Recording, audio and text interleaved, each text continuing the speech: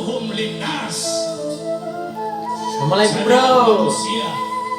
Kita dengarkan lagu-lagu dulu. Yang berguna bagi Lagu-lagu Tiket Swargo. Boleh dong? Boleh. Bentar doang. Nggak lama-lama. Halo biduan kita. Swarga tansah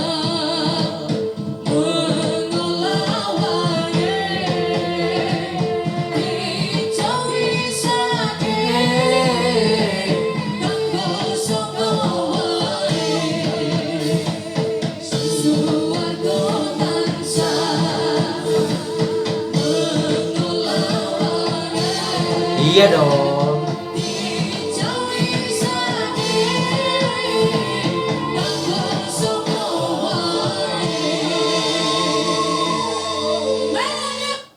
Jadi surga itu disediakan untuk siapa saja yang cocok menghuninya.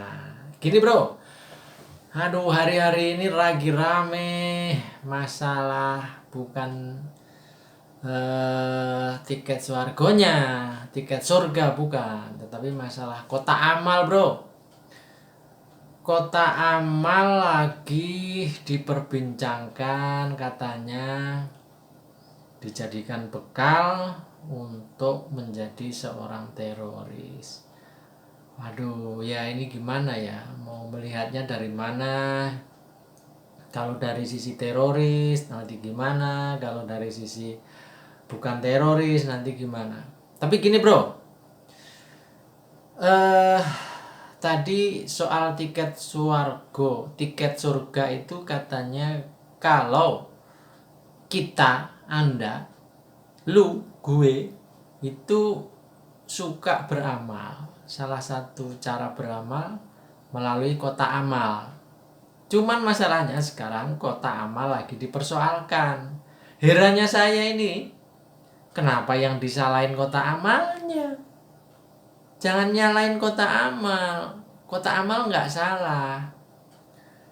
Dengan cara berpikir sekarang ini, dengan seolah-olah menyalahkan kota amal karena akan digunakan oleh kelompok teroris, bagaimana kemudian kalau kota amal yang hasilnya benar-benar dimanfaatkan untuk kepentingan banyak hal?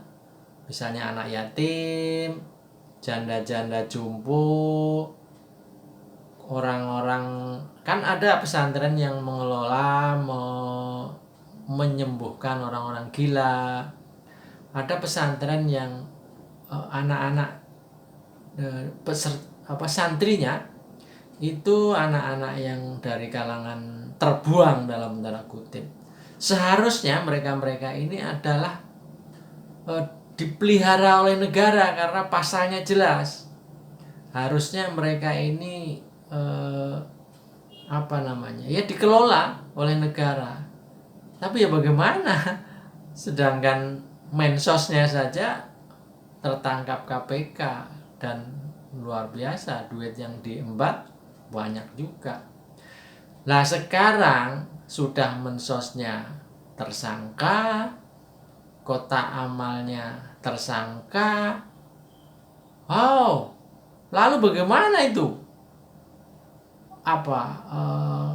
Masyarakat dari kelompok yang terpinggirkan itu, anak yatim, gelandangan, fakir miskin, anak terlantar, janda-janda tua. Kalau janda yang muda nggak apa-apa, banyak yang mau melihara. Tapi kalau yang janda-janda udah sepuh, usia 90 tahun, waduh, kasihan bener ini. Jadi harus ada solusinya bro. Kota amal jangan disalahin.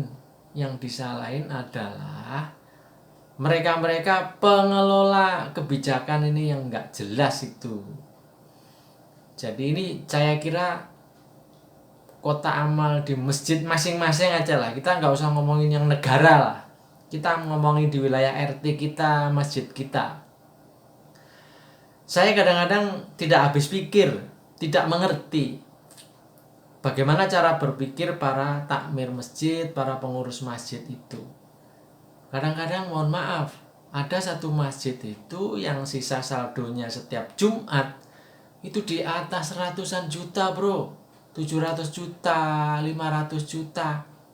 Terus untuk kerjanya takmir itu ngapain aja? Kerjanya lembaga zakat di masjid itu ngapain aja? Harusnya berpikir dong, agak capek dikit gitu loh. Kalau nggak mau capek, ya jangan menjabat. Kasihkan kepada anak-anak muda yang mereka mau capek dikit. Saya melihat nih, ada satu fenomena di satu wilayah RT misalnya. Ada salah satu warganya yang terlilit utang, anaknya masuk penjara, kemudian rumahnya mau disita. Tapi masjid tidak berperan tuh. Masjid diem aja. Ya memang masjid diem aja. Maksud saya jamaah itu loh kemana saja. Jadi kita salam, misalnya sholat jamaah rajin, salam assalamualaikum, salam assalamualaikum. Tetapi warga saudara kita satu jamaah lagi bermasalah seolah-olah kita tidak tahu. Bukankah di situ ada namanya infak sedekah, itu juga bisa untuk silghorim, orang yang lagi terlilit utang, mempunyai utang yang besar dan harus dibantu. Kemudian didatangi oleh orang-orang yang besar. Ya bukan apakah kita tidak kasihan, atau jangan-jangan kita suka cenderung menyalahkan. Walah dulu itu dia hidupnya hura-hura. Iyalah dulu. Tapi gimana nanti pada saat itu terjadi?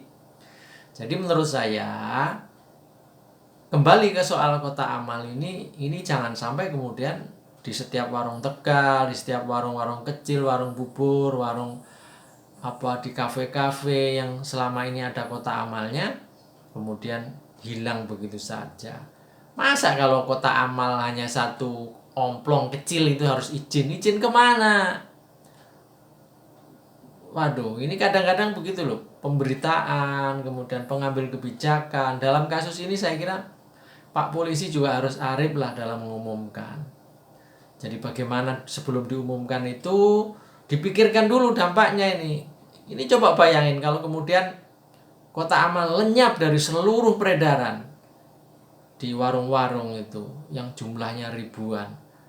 Lalu siapa yang memelihara saudara-saudara kita yang nasibnya belum beruntung itu? Jadi gitu bro.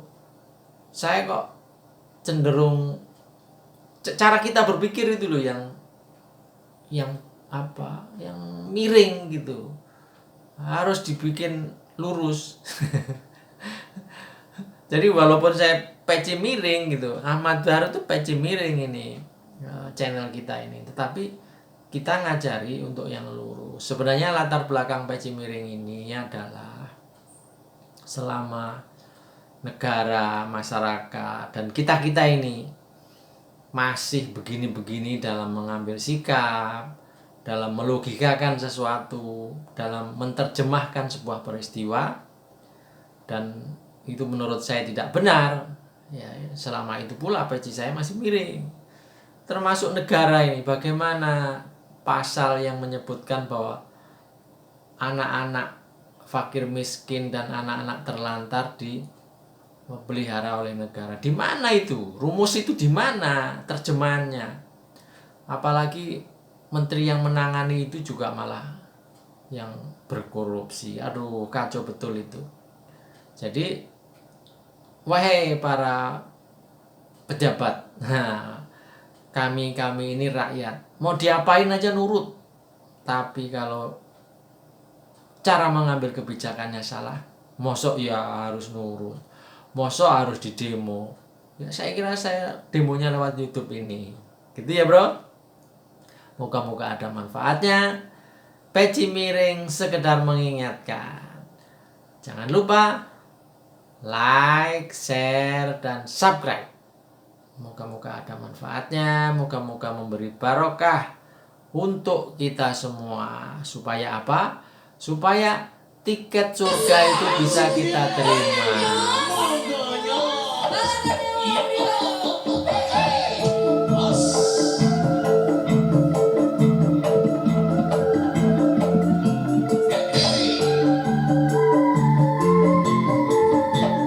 Oscar goyang melo.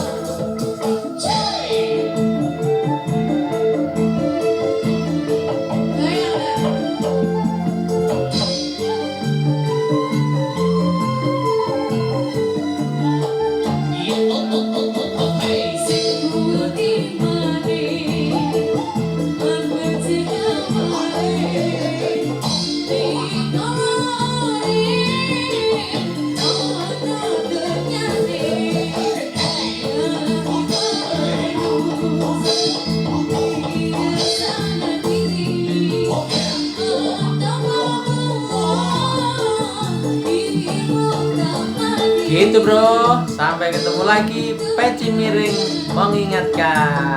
Assalamualaikum.